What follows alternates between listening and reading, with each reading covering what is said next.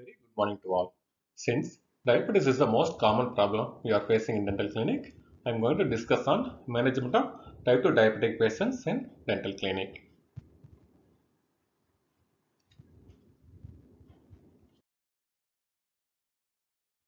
I am going to discuss the topic under the following headings. First, introduction, clinical consideration, summary and reference. In the clinical consideration in detail, again under three subheadings: before, during and after the dental treatment. This is the definition from the World Health Organization. In short, a chronic disease associated with abnormally high levels of glucose in the blood.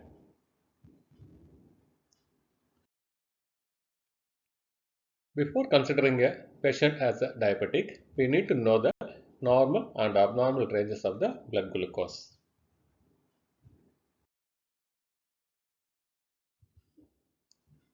This is the American Diabetic Association diagnostic criteria for diabetes. In this table, the normal range of the blood sugar level in fasting is less than 100 milligram per deciliter. In diabetic is a greater than 126 milligram per deciliter. 2 hours postprandial, the normal range is less than 140 milligram per deciliter. In diabetic, more than 200 milligram per deciliter. In between the normal and diabetic group, there is a one group is called pre-diabetic group. The pre-diabetic group in the fasting is the range is 110 to 126 milligram per deciliter. In postprandial, it is 140 to 200 milligram per deciliter.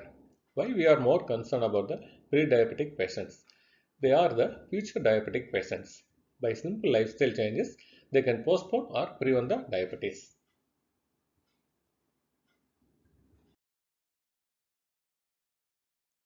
The another important diagnostic criteria for the diabetic patient is HbA1c. What is HbA1c? That is glycated hemoglobin. That is overall picture of blood glucose level over a period of 3 months. According to the ADA criteria, what is the normal ranges of the HbA1c? So normal range is HbA1c is below 5.7 percentage. Pre-diabetic group is between 5.7 and to 6.4 percentage. In diabetic group, the HbA1c is 6.5 percentage or higher. This table shows the relationship between the HbA1c and average blood glucose level. While combining the blood glucose level and HbA1c percentage, we can get a value like this. As the percentage is increases, blood glucose level also increases. So we need to maintain the low HbA1c percentage.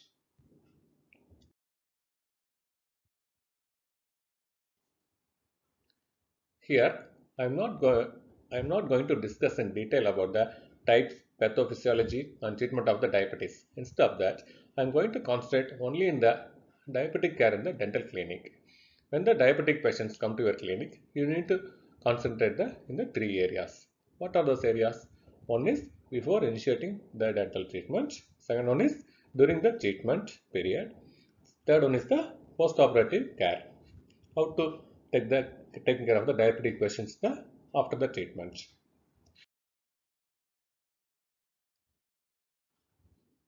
First, before initiating the dental treatment, first detailed case history to be taken, general and oral symptoms to be observed. Last but not the least, treatment planning. That is also most important thing.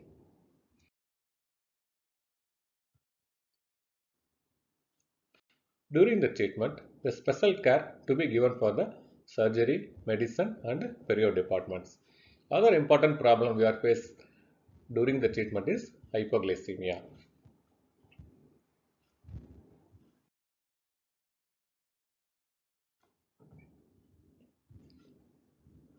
Same way, the common post-treatment problem we face are delayed wound healing and infections.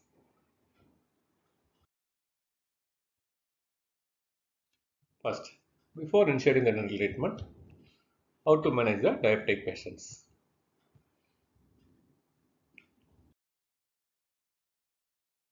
First, detailed case history should be taken. In the case sheet, the diabetic history of the patient should be mentioned prominently. If the patient is non-diabetic, in the case history, details like duration, types of medication, glucose level maintenance, and other complications should be recorded. In the AD recommendations, more than 45 years screening is must.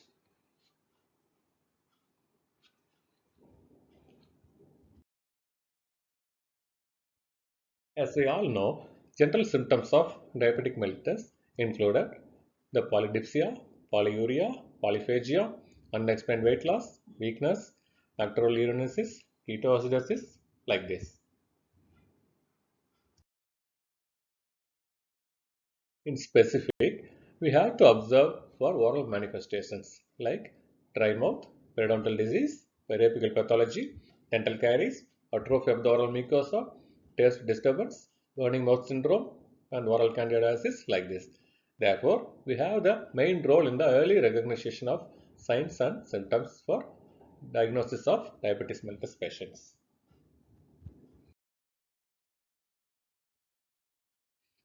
What is the suitable treatment time for the diabetic patients? The morning appointments are recommended, preferably 1.5 hours after breakfast to avoid the hypoglycemia. Do not schedule the appointment during lunch break or the last appointment in the day before the dinner since the blood sugar level can be low.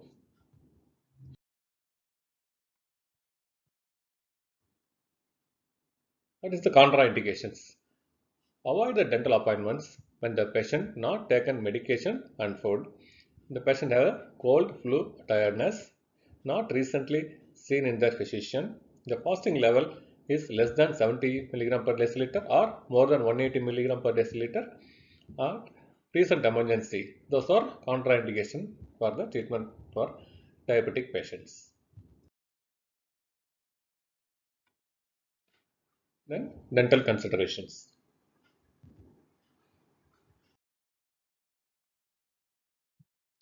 First, the oral surgery. In this specialty, we have to pay more attention for diabetic patients during extraction and while giving the local anesthesia. When can we do the extraction in diabetic patients?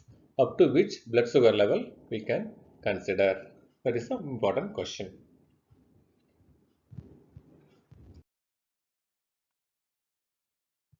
The diabetic patients are divided into different risk groups according to their blood sugar level. First is the excellent group, that is the 72 to 109 milligram per deciliter fasting. Then good, the low risk group, that is the 110 to 144 milligram per deciliter. Then medium risk patients group is 145 to 180 milligram per deciliter. High risk group is 180, more than 180 milligram per deciliter.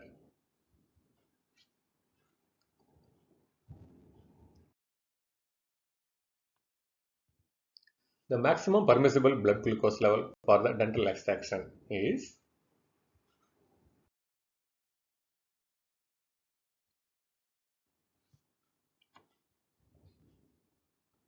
180, 234, 10. 180 is fasting blood sugar level, 234 is postprandial, 10 is HbA1c. The sugar level is crossing the maximum permissible dose.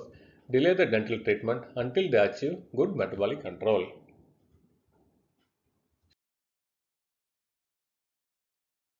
Next, local anesthesia.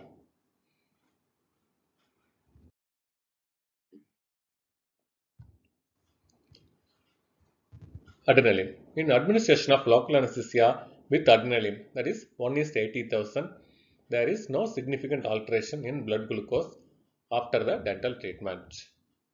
But under stress, endogenous production of adrenaline and cortisol increases. These hormones can elevate blood glucose levels and interfere with glycemic control. Therefore, during the dental treatment, adequate pain control and stress reduction are more important.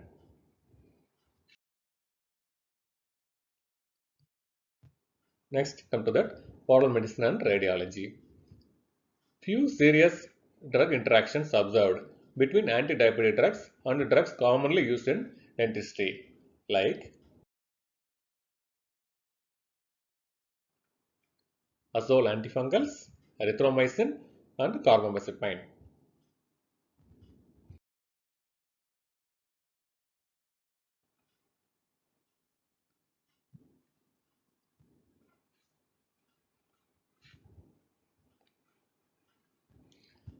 In oral candidiasis, try to avoid the azole antifungal group of drugs. Topical antifungal medications need to be sugar-free.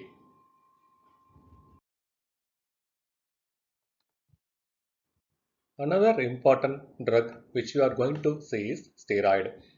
Corticosteroids increases the blood glucose level by stimulating the liver to form a glucose from amino acids, glycerol and glycogen.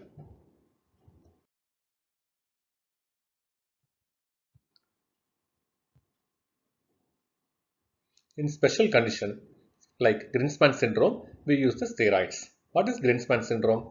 That is combination of erosive lichen planus, diabetes mellitus and atrial hypertension.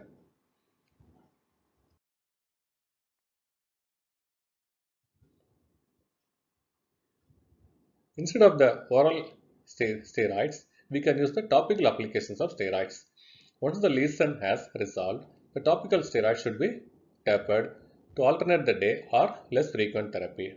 The newer drug, the emerging non-steroidal immunomodulators drugs, for example, tacrolimus, ointment or topical thalidomide, may be useful for the treatment for that instead of the corticosteroids.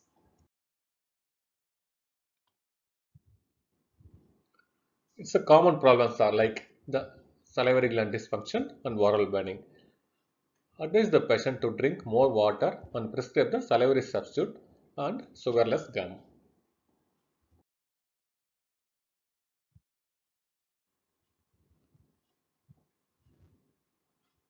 So far, we have seen diabetic care and surgery and medicine.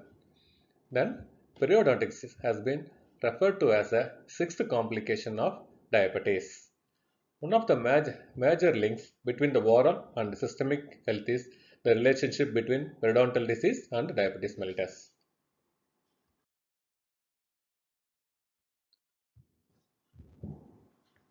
Since glycemic control is connected to the periodontal disease and alveolar bone loss, periodontal treatment must be in parallel with the diabetic treatment.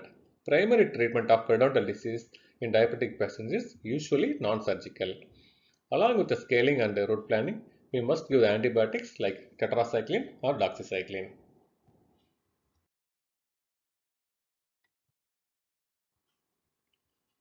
If the periodontal surgery is necessary, several factors should be considered, like extent of the surgery, anticipated level of post-surgical pain and stress, delayed wound healing, level of glycemic control. These factors should be considered.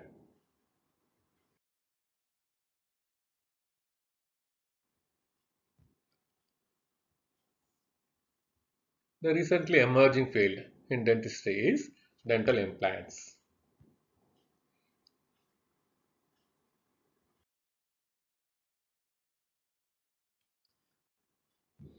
Diabetes mellitus is not a contraindication for dental implant patients, although there is a concern that implant survival may be reduced.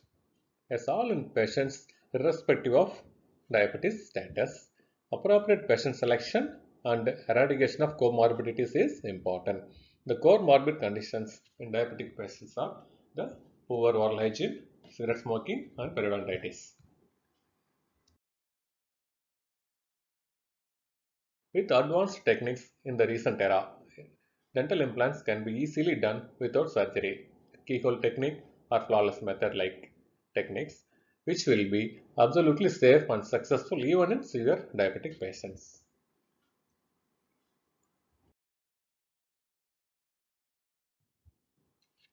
The most common emergency related to the diabetes mellitus in the dental office is hypoglycemia.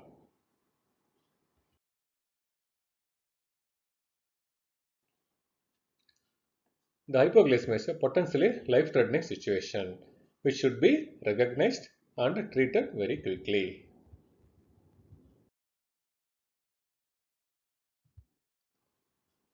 For hypoglycemia, we have to look for the signs and symptoms like confusion, sweating, tremors, agitation, anxiety, dizziness like this.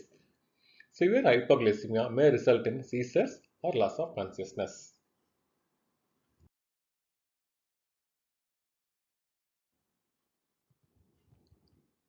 As soon as the patient experiences signs or symptoms of the possible hypoglycemia, stop the procedure immediately.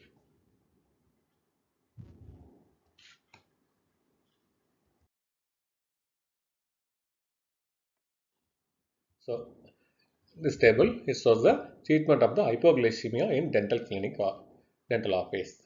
There is the patient is awake and able to take food by mouth. The treatment is for that kind of patients is give the 15 gram of oral carbohydrates or 4 to 6 ounces of fruit juice or soda or hot candy or cake frosting. The second condition, patient condition is the patient is unable to take food by mouth and intravenous line is in place. These kind of patients will give the 25 to 30 milligram of D50, that is 50% of dextrose solution or 1 milligram of glucagon is the treatment choice for these kind of conditions. The third condition is the patient is unable to take food by mouth and intravenous line is not in place. These kind of patients give the 1 milligram of glucagon subcutaneously or intramuscularly at almost any body site. These are treatment choice for the hypoglycemic patients in dental office.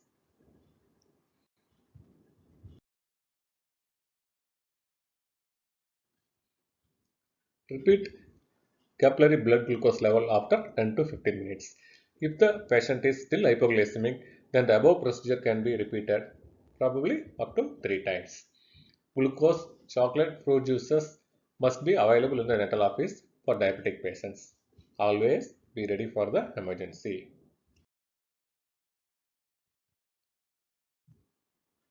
Do not continue the procedure after the patient becomes normal. Call the patient next day for the treatment.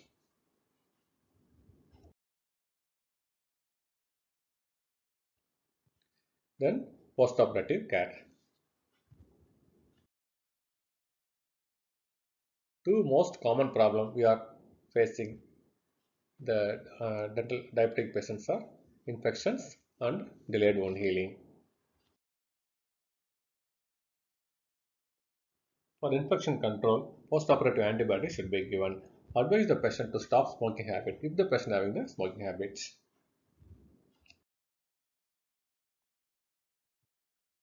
What is the reason behind the delayed wound healing in the diabetes patients? The metabolic abnormalities of diabetes leads to inadequate migration of neutrophils and macrophages to the wound area, so along with the reduced chemotaxis. This is the reason behind the delayed wound healing in the diabetic patients. The final advice for the diabetic patients. Brushing twice a day, flossing at least once a day, visit the dentist twice a year or more, stay smoke free, stick to your diabetes management routine. These are all the final advice for your diabetic patients in your dental clinic. Final take home messages. All the patients above 40 years should be screened for the diabetes. That is a mandatory. The cutoff point for the extraction is 180, 234, 10. 180 is fasting blood sugar level, 234 is the postprandial, 10 is the HbA1c. Above this level, don't extract the teeth. Remember the drug interactions like azoles and steroids. This is a drug interaction, third point. Fourth point, by periodic dental visit is very important. And then be ready to manage the hypoglycemia for emergency.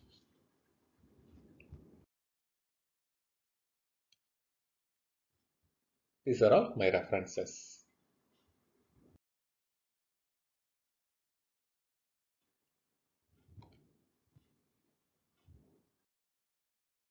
Thank you for patient listening.